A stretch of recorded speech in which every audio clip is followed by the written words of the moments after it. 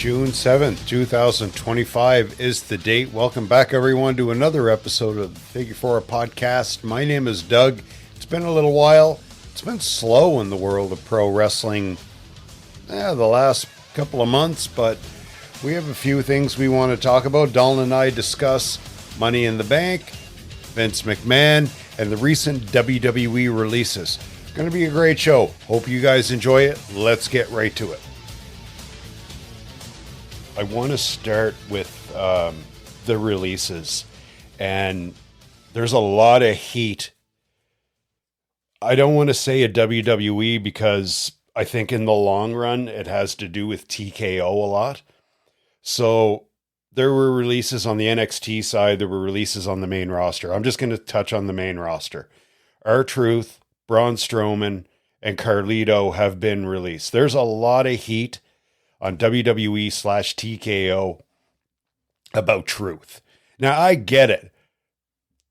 What is he, a 20-year veteran in WWE, if not damn close to it? Close to it. You take a guy that the fans love. It doesn't matter if he hasn't been on TV in 6 months. Every time he comes out, the fans love him.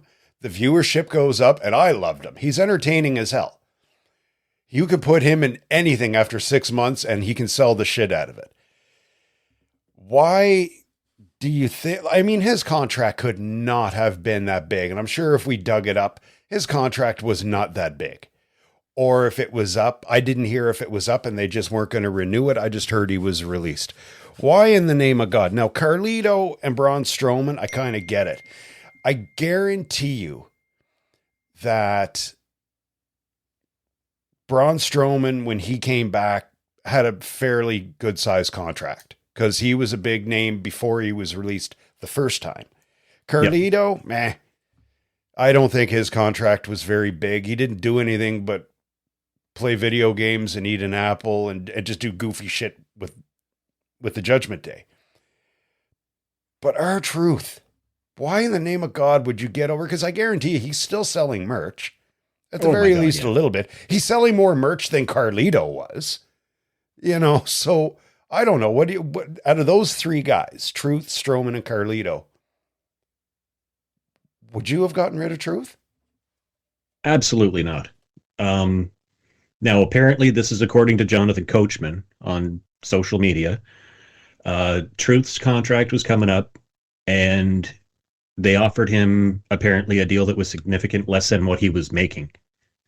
And so he turned it down, and he's like, fine, sayonara. Okay, I didn't know that. Okay, so I get that. So now, again, like, that's coming from Coach. Right.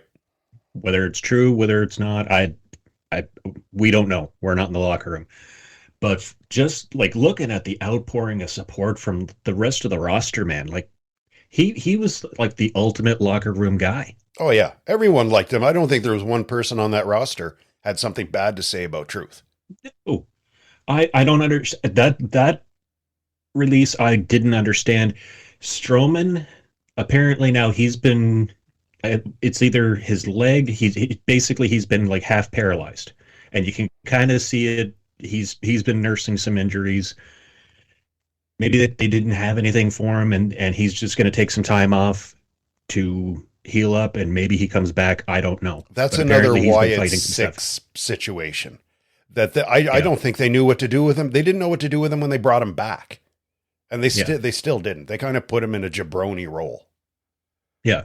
I honestly can't remember the last singles match that he won. I will say this. When we were in Ottawa last year for Raw, and Strowman and Truth against the Judgment Day, that was fucking hilarious.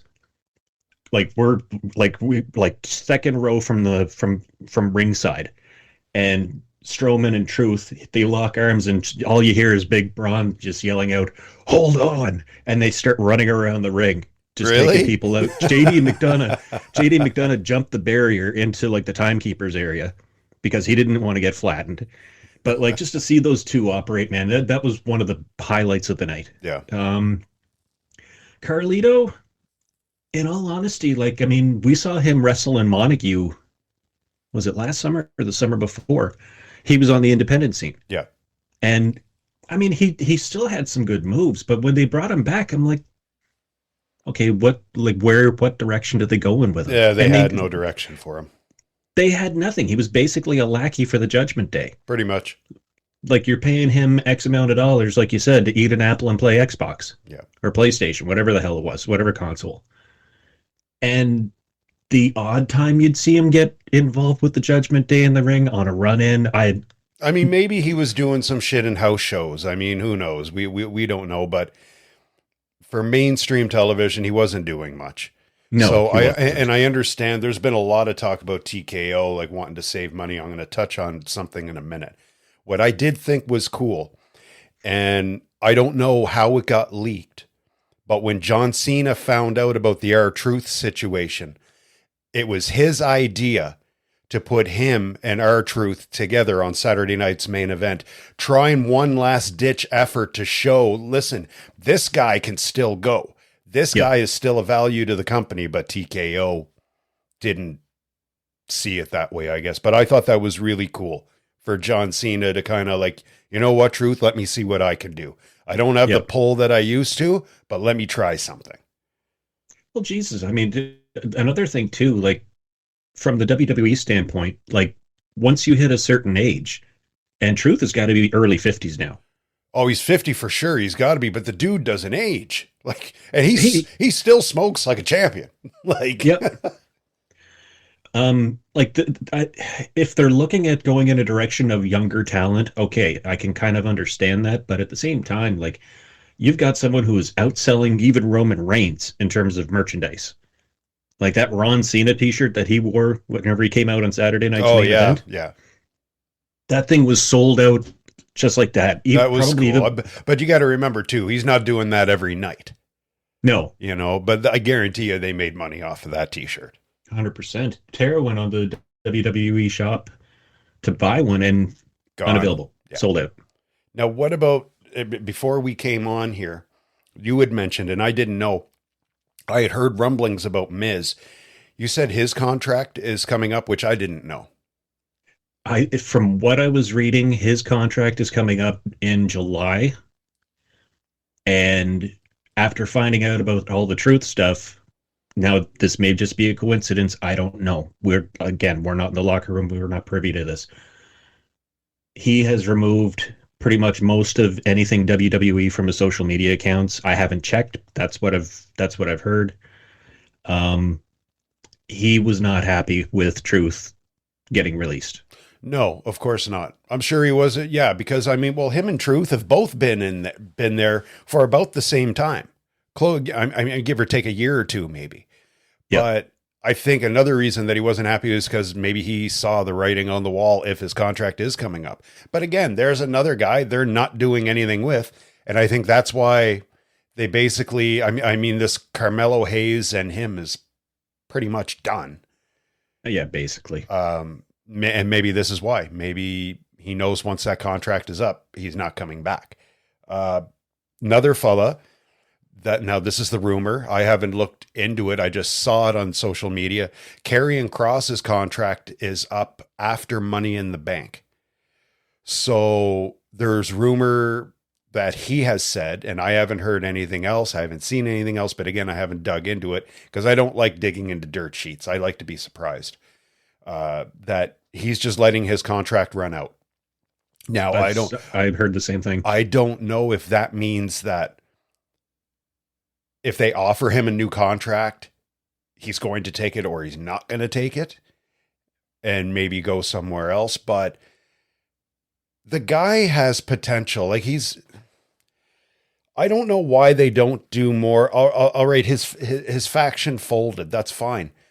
But after I heard that work shoot interview that we played on the show, this guy has potential. And honestly, I think it's going to take don't go to the independents. He's already paid his dues. I think he needs to go to AEW and he's going to be strong in AEW.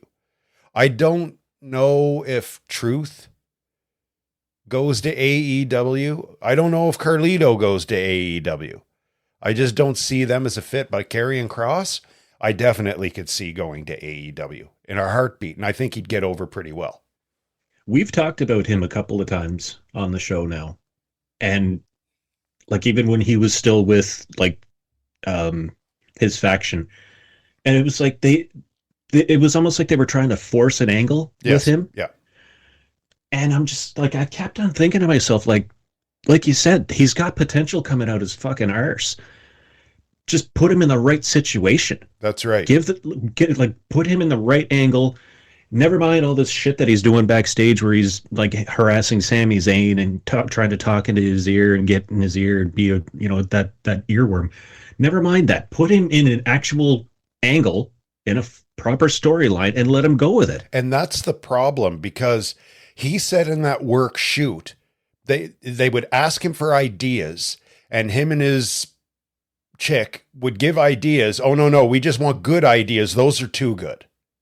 Yeah. So it's like they don't want to push him right now. And they never have. And it's really, really, really too bad, because the dude is good. And it's not like he's old. He's still young. He's still got 8 to 10 good years left in him. Maybe even more, because WWE just won't fucking use him. I was just going to say the same thing. Like he has very much a lot of tread on those tires. He's like, I mean, he's not in the ring. He's not taking regular bumps, at least from what we can see. Maybe he's having more dark matches, but in terms when it comes to TV, he's just a mouthpiece backstage. Put the man in the ring. Let him see what he can do. Yes, yeah, he needs exposure. If he can get the exposure, he's going to get over. Remember what he said? If you get over, you're undeniable. My ass, my ass. Like it's true. It's true. Man, I was sure when they brought Paul Ellering in to, I guess, co-manage. Yeah. I mean, when they brought him in, I'm like, now there's a wrestling mind. That's someone that's going to elevate him to the next level. And what ended up happening? But again, if creative doesn't do anything for you and they won't listen to any good ideas you have, what's the point of it? What's the point? Now, on the TKO money thing, there are rumors that they're trying to not break Roman Reigns' contract, which I guess is about $15 million. Yep. They are trying to work with him to get that dollar amount down. Now, I don't know how you could possibly do that without actually just flat out breaking his contract, unless you just release him, which they're not going to do. No. But I don't know. How the hell do you do that? Because, listen, I'll be honest with you. Roman Reigns, like during that whole bloodline thing, like that ran for a couple of years, and he had the title and had his bloodline and all that stuff. I liked it because it reminded me of the Four Horsemen thing. Right. Back in the Crockett days. I get it. And then there is no bloodline anymore. Now you got Solo running around thinking he's almost like a godfather or whatever. And there's turmoil there because it's only a matter of time before the werewolf shits on him. Mm-hmm. But you got Roman Reigns that's not doing anything right now. Yep. Like nothing. And I'm wondering if it's because of this contract situation, which is kind of bullshit because he's not doing anything and they're paying him this money. So I can see why they would want to readjust it. But if you have a legally binding contract, and I don't know how much longer his current contract is good for. But what do you do with a contract that's already in place? If you want to amend it and the person that has the contract says, screw you, what are you going to do? Not use him and let him sit out until the contract runs out? That would be stupid. You're paying someone to sit on the bench. Yes. That's all that you're doing. Now, I don't know how WWE contracts, well, wrestling contracts in general, I don't know how they're structured, but in relation to the NHL, if a team wants to walk away from, I'll use Ville Leno as an example. When the Sabres signed him back in, 2010, I think. They signed him to like something stupid. It was before they put a limit on the number of years. Like now it's like a max of 8 years. I think back then it was like 10 or 12 years that they signed him for. Yeah, and it was all front loaded. It was all front loaded. Probably year 3 or year 4, I think it was. I mean, he wasn't scoring, he wasn't putting up points, not really playing up to his potential. So they bought him out. They bought out the contract, and what it does is that it restructures it so that you're not paying what they would make annually every year. It's a reduced amount, but it's spread out over the course of a number of like the next number of years. I don't know if that's the case in WWE. Well, see, here's the thing, though, because with WWE, now I'm sure the NHL, like if a player's got a jersey with his name on it, I'm sure he gets a percentage. But I guarantee you Roman Reigns' percentage on merchandise, which any big star in wrestling is a lot higher percentage than what an NHL player gets. And I guarantee you Roman is still selling a ton of merch, even though he's not there. So that being said, maybe they can move the decimal on merchandise. Maybe they can, if he's got private planes or he stays at 5-star hotels, maybe they work on that. And again, maybe he looks at them and says, fuck you. This is my contract. I'm the needle mover. I'm the head of the table. You're not doing anything. I'm not doing this. It's so weird too, because like the first time that he came back after Mania and losing the title to Cody, like he was gone for months. And he comes back, and the pop that he got, the OTC shirts and everything like that. Yeah. It was like, okay, so we're going to put him in against Solo's bloodline. Okay, so what do we do then? Like he hasn't been on TV in how long? Oh, it's been a long time since Roman's been on TV. But, like that being, and that's what I'm saying. I don't understand what is going on because, again, is it because he's got a contract, and you know what, the way things are going now, people, the talks of AEW were rumbling again. From what I've seen, a lot of fans are not happy with the product in WWE right now. Over the last couple of weeks to a month, AEW's name is starting to come up a little more. They're taking advantage of this. I find myself a lot of times now that the nice weather is here, we're out at the lake, I don't watch Raw right when it happens. So I'll watch it maybe later that night or the next day. But there's a whole lot of skipping going through now. Oh, yeah. That being said, I can't see Roman just if the reason that he hasn't been on television is over this contract thing. And if there is truth to them wanting to restructure it, I think if they have stuff for him, I don't think legally he can say, I'm not showing up, because that would be a breach of contract. It wouldn't surprise me if creative literally has nothing for him right now. And realistically, I don't think there's really anything for Roman until after SummerSlam. The way things are being set up right now, and we'll talk a little bit about some other stuff later, it seems like they've got, Roman Reigns is still a main event guy.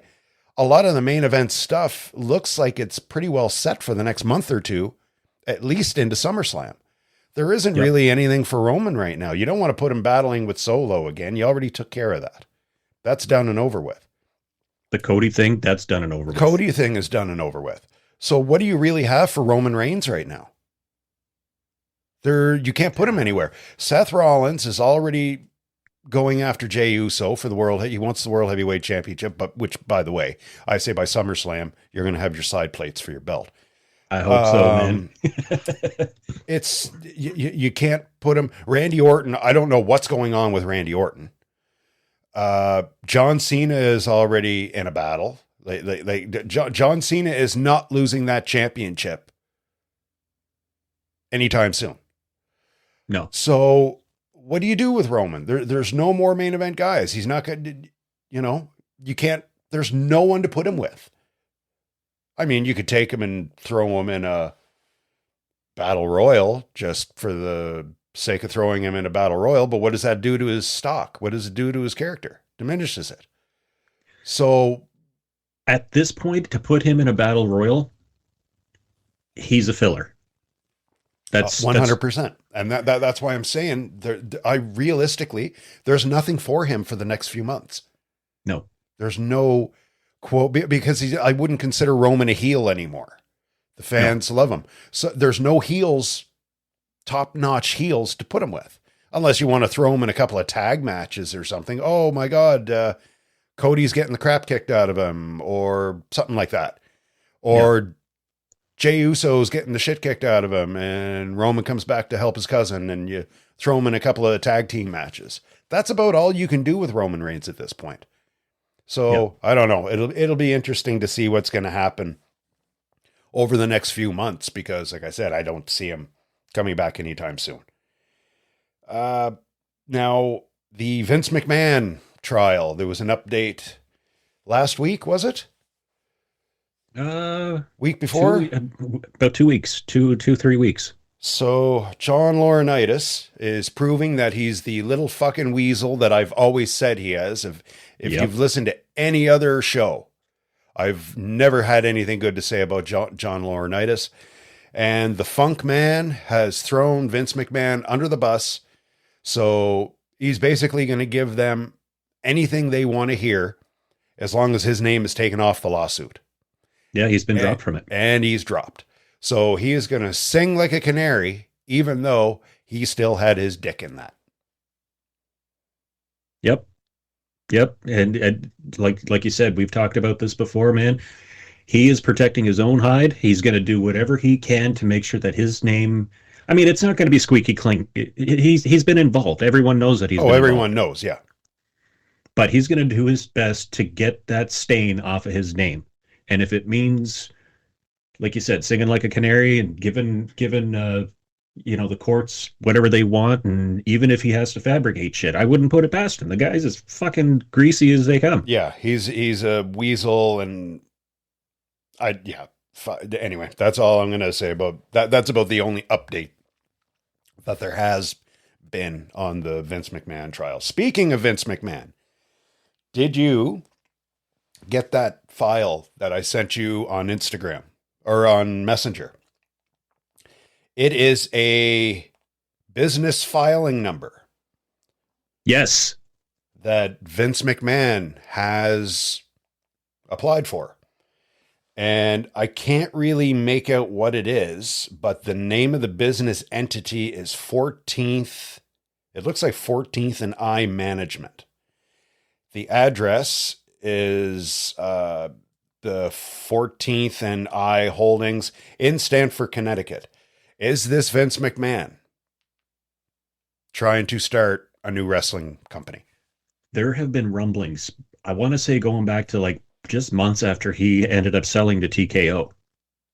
Or, months after he was no longer involved with WWE. I'll say that he was going to be looking at starting up his own new promotion. Apparently he has a facility. Again, this is just what I've been seeing online on social media. Nothing confirmed. But there have been rumblings for a long time that Vince was looking to get back into the game. And so him filing whatever papers with the courts and trying to get something off the ground, it wouldn't surprise me.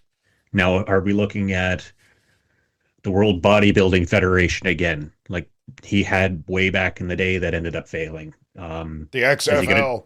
Is he going to try and get something like the XFL off the ground again? I don't know. But I mean, if this is true, and Vince is trying to get back into the game, there's a lot of people, man. Given the shit that has gone down about him over the last year, there's still a lot of people that are loyal to him. Oh, I'll watch it. I won't be surprised if it happens. Bring in him and Hogan. They can be partners. You got a racist and a pervert. It'd be perfect. Yes, I just about made Donald spit his beer out. Okay, so Money in the Bank is Saturday. Yep. And on the men's side, I'm just going to run through the men and women's Money in the Bank, pick our winners, and then you want to talk about the card itself. Yep. So on the men's side, it's Solo, LA Knight, Penta, Seth Rollins, Andrade, and Grande Americano. That shocked the complete shit out of me whenever he won that qualifying. It was nice to see for a change, because I was like, what the fuck? How does this happen? But, out of all these guys, I'm glad to see Andrade in there, Because I've always liked Andrade. I always thought he was a solid wrestler. For a dude his size, he's a damn good athlete. He's just a good worker. But at the end of the day, there's no doubt in my mind who is going to win the men's money in the bank. It's going to be Seth Rollins. And he's going to cash in at SummerSlam against Jey Uso and win that World Heavyweight Championship. That's what I think. He's not going to have that briefcase very long before he cashes in, because I've said it before. I just don't think Jey Uso's run as World Heavyweight Champion, he hasn't done anything. You know, Gunther, he wore the belt well, but I don't see Gunther going back after that title. No, I think the WWE Championship is more in Gunther's vision now. Yeah, you had mentioned that. It kind of seems like everyone that has had that belt, even Damian Priest, it was like, okay, we're going to put it on him. Let's see, how they work as a champion. That belt has been and always will be Seth Rollins. Yes, absolutely. In my mind. Yep. Until someone else can come along that can have a better run. Seth's run was, he had a good run as world champion. He really did. Like Gunther's run as world champion was not as good as his Intercontinental title run. No. But he still wore the belt well. Yep. He still got the crowd into it. But Jey is just, you know what? I think they should just cut their losses, honestly. Like, okay, you took a chance. The experiment is failing, in my eyes. I mean, he's good to get the crowd involved in everything, but he's not a world champion. And in my eyes, Jey has failed. Cut your losses and move on. That's just my opinion. So I'm taking Seth Rollins to win it. Solo, Knight, Penta, Rollins, Andrade, and El Grande Americano. Who do you take to win the men's Money in the Bank? Oh, Seth, hands down. Of course. There was no question there, man. Seth is my guy. Seth has been my guy for a long time. So, and the women's side. Oh, sorry. Go ahead. I was just gonna say, I every time we do a show, and it's coming up to an event, ever since Large Coffee has come into the picture, El Grande Americano, I keep on saying he's going to get demasked or unmasked, and Gable's going to just work it with the crowd. Like, oh, of course, he's going to make a fool of himself, kind of the same way that, oh God. When we were talking about contracts and all that stuff, I didn't realize he just re-signed with WWE. Chad Gable did. Gable did. Yeah. Okay. I don't know how long it was for, but I know he re-signed. I saw that somewhere a couple of weeks ago. Yeah, no, just like looking at the people that are in that match, Penta's not going over. Solo's definitely not going over. No. LA Knight, they've already had experiments with him. That boat has sailed. Yeah. Yeah, I have to go. Hands down, has to be Seth. On the women's side, you got Alexa Bliss, Roxanne Perez, Rhea Ripley, Gilalia, however you pronounce her name, Naomi, and the goddess herself, Stephanie Valkyr. Myself in the Money in the Bank, I have, at this point, I'm going to go with Naomi to win the women. They have been pushing her. Yeah, since this kind of like repackage. As much as I would love to go with Stephanie or Rhea, I think that they're trying to make some new stars to make it really interesting. And Naomi has stepped it up since this, we'll call it a repackage. I just hit my mic. I'm gonna go with Naomi because you know what? At this point, I think she deserves another run. I think she deserves a chance. That feel the glow bullshit was just that was, fans weren't into that. No. But this, like, I'm even down with this character. So I am going to go with Naomi winning the women's Royal Rumble. I'm going to go with Naomi winning the women's Money in the Bank. Fuck, say that fast 5 times. Who do you got? Man, I've been thinking about this long and hard. We were actually talking about this the other night. Tara and I, we were going through the card and like who our picks are going to be. And I struggled with this one for a long time because I'm like, it could be Rhea. They've already been down that road though. Rhea's she's been on top. Mommy's been on top for a long time. Maybe they go in a different direction. Do I think Rhea gets back to the top of that mountain again? Absolutely. Oh, she will eventually. Yeah. For the foreseeable future,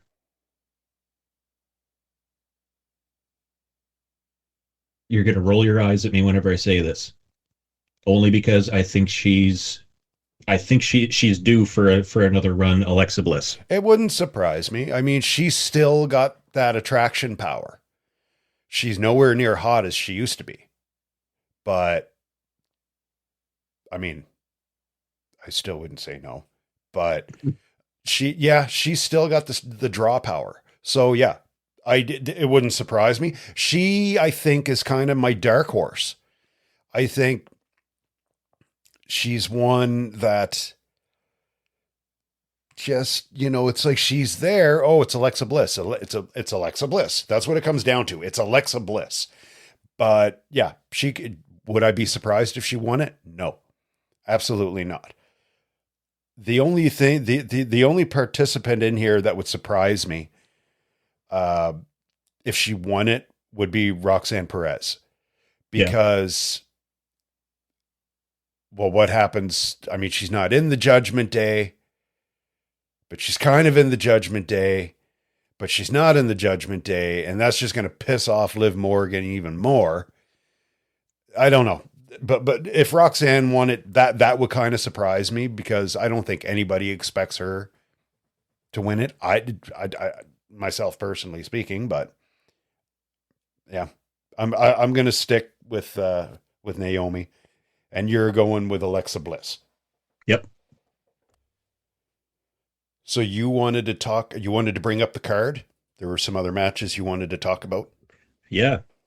So looking at, I'll touch on the women's Intercontinental first. Lyra versus Becky. I've been kind of thinking about this one. Now, Lyra's been a pretty good champion. I mean, she's got moves. She's very athletic in the ring. She's good on the mic too. Like she is good on the mic. She can get over on the mic. But I mean, it's the man.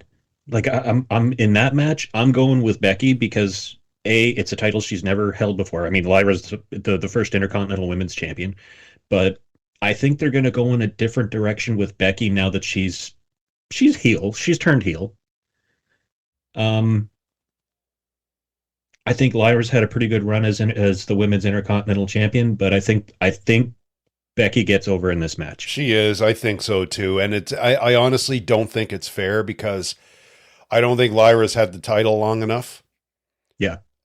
She needs more. I mean, she's the first women's Intercontinental Champion. You got to give her a little bit of a run. And as soon as Becky came back and then she turned on her, I knew it was a matter of time before they just take the belt off her and put it on Becky. I know it's going to happen. And I can't stand Becky Lynch. I honestly can't stand her. Back years back, when they just took her and they pushed her down people's throats, she was everywhere. It was like, I can't stand her. I don't want her to win the title, but she's going to win the title. I'm going with Becky too. I will say, like, I'll bring up Ottawa for Raw last year when we went. Lyra was in, she was tagging with who? It was a 6-woman tag team match. And I mean, in terms of like crowd interaction and everything, like her in-ring presence was great. Her moves were great, but like just interacting with the crowd, man, like she's great. Is she as little in person as she looks on TV? Tiny. Like I'm like, is like this she looks like that's up on the... She looks like she's like 4 feet tall and maybe 100 pounds. I think Rey Mysterio is taller than her. Wow. But yeah, like I mean, her in-ring presence is great. I think she's going to continue to do great things with WWE. But like her overall interaction with the crowd throughout the entire match was just phenomenal. It was great. I think she's got a good package going. in terms of what she brings to the ring Yes, and stuff she like that. does. But yeah, I think she's gonna go on to do a lot of things within WWE and in the industry itself. But yeah, I think Becky's taken that belt off of her. Now the other match that's been announced, the tag match, you've got the Maverick, and I don't really understand who came up with that nickname for him other than I himself. think he did. And the greatest of all time, John Cena, against the World Heavyweight Champion Jey Uso and Cody Rhodes. I have a theory about this match. For the longest time, Cody has been, being the savior of the company, and he's been the face. He's QB1, as people have been calling him. He gives me the vibe. I don't know if you've ever watched the show The Boys. It's like superheroes, but they're like bad superheroes. No, I never watched it. There's a guy on the show. His name is Homelander, and he's basically an evil Superman. It's time that we see an evil Cody Rhodes. And Cody reminds me exactly of Homelander. The blonde hair, stand up for people and do the right thing, but then he ends up turning on people. It's not that This is time yet. It's not time yet. I think it's going to happen before John Cena calls it a career. But I just don't think it's time yet. I'd love to see it. Don't get me wrong. I'd love to see it. I just don't. I don't know why, but it's like he sticks up for people, and I mean Jey Uso does the same thing. Like, they'll come, they'll do a run in, whatever, they'll help people out. But I'm looking at this whole situation, and I mean, I didn't see John Cena turning heel when he punted Cody between the legs. Oh, I did. I called it before WrestleMania. I just get this vibe. Something's going to happen in this match. Cena and Logan Paul are going to end up winning. There's going to be some kind of a split between Jey Uso and Cody Rhodes, and I have that vibe. You said that it doesn't feel like it's time yet, but they got to do something with Cody. They have to change something with him. They do. Absolutely. But again, it goes back to the Roman Reigns thing too. Like that would make sense, I guess. Like if you were to say turn Cody heel. Okay. He could battle Seth Rollins, but is it the right time? Because Seth Rollins is going after the World Heavyweight Championship. So would it make sense to have Cody on his ass at the same time? Because Cody's not going to join that faction. No. I can't see him hanging around with John Cena because John Cena's kind of a loner right now. So, and Rock, fuck knows what's going on with him. Oh, Jesus Christ. Like but we've talked about this before. That was the stupidest ending to we'll call it a story I think in wrestling history. Well, I said this to Tara the other night. Like, you look at all the big matches that have been coming up, like with WrestleMania, or if it's, the Royal Rumble or whatever, like the next big pay-per-view, they're building up a story. If Rock comes along, sticks his dick in it and fucks everything up. Yeah. And then it doesn't make sense all over again. Exactly. Like I think it was you was telling me that there were reports that they had t-shirts of finally the Rock has returned to Las Vegas for WrestleMania, and he never fucking showed up. Never showed like it was, I don't know. It was just stupid. I get it. I know where you're coming from. Maybe it's planting seeds. Maybe this match will start planting seeds for Cody to turn heel, but I don't think he goes full heel on Saturday. It will come, but I don't think it's going to fully happen Saturday. Like you said, planting seeds. I think this is going to be, there's going to be a rift. There's going to be a disconnect between him and Jay. And I think that's going to lead him down that path. John Cena is definitely going to bitch slap Logan Paul at some point. I hope so. They'll work in the match, but I think Logan Paul's ego is going to, hey, John, tag me, or like, I'm the best, I'm the up-and-comer, blah, blah, blah, blah. You're the old man going to retire, and John Cena is going to kick him in the peas and hit him with the belt or something, and the fans are going to go crazy, but he's still going to hate everyone. Oh, yeah. I think he's just going to be a loner for the rest of the time because he's the last true champion, right? Oh, right. Man, week after week, that's getting he rehashes the same spiel that he says one week and like the next, where I've put in my work and I've done everything for you people and all you've done is take, take, take. It's fucking getting old. Yeah, but when you look at it over the last 20 years, is he wrong? Yeah, probably not, but I mean, just like find something else to talk about, man. I know what you mean. It's getting old. It is getting old.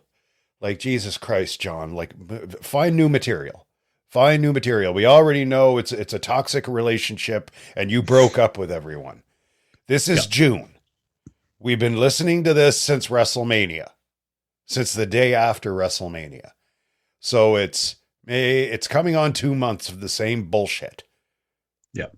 Find some new material. Get some new material. Can you see any surprises happening? Ooh. At Money in the Bank? Does The Rock show up? Oh, God knows. I mean, if anything, he might show up like the Monday afterwards because, like I said, the WWE creative is going to have some kind of a storyline set in place and he's just going to show up. I honestly don't think, honestly, as far as The Rock goes, I think he's done with storylines. He might show up because he's on the board of directors with TKO. So if he shows up, it's going to be for an announcement. I think he's done with storylines. I think they realized the mistake they made with him, with John Cena. And how it still blows my mind how he does not show up at WrestleMania. That just blows my mind. It was this, and they had that other idiot with his replica hardcore title come down and help John Cena instead of The Rock. Like, go away. Yeah. But as far as major upsets, we'll call it major upsets. Like we've made our predictions. If you had to pick one upset out of the whole card for Money in the Bank, what do you think it would be? It could be the Money in the Bank match itself on the men or women's side. Put it to you like this. If Lia Valkyrie beats Becky Lynch, would you consider that an upset? Yeah, I would. Yeah, I would too. I was thinking that because like, I'm like you. I'm picking Becky Lynch because she's Becky Lynch. I hate her, but fuck, she's got to be the odds-on favorite. In terms of upsets, and now keep in mind, I don't know how far that the WWE wants to go with this Americano thing with Chad Gable, which everyone was saying, oh, look, there's a CG on his boots. Yeah. Whenever he qualified, everyone's like, yeah, it's Chelsea Green. Yeah, sure. I don't know how far that they want to go with him as Americano. In terms of a major upset, I would say that would be it for the men's. Oh my God, that would be the upset of the year if he won Money in the Bank. Yep. I think fans would riot if he won Money in the Bank. Jesus. Gracias. Gracias. I think it'd be awesome if he fucked up and came up with the thank you instead of saying it in Mexican. I keep waiting for that, man. Every time that he's on TV, I'm like, say it. Say the words. Say it. Say it. Say it. Fuck it up. But it seems like the shows are getting, I don't know, like further apart because there's just not that much to talk about in wrestling over the last while. I mean, geez, we always have shows that we could do, like do recaps of the Monday Night Wars and all that stuff, which are fun to do, but it's, man, the last while, it's just the creative has been kind of lackluster, I think, in WWE, basically since WrestleMania. The writing's been lackluster. The fans are getting upset. You know things are bad when AEW's name is being mentioned more than WWE's on social media.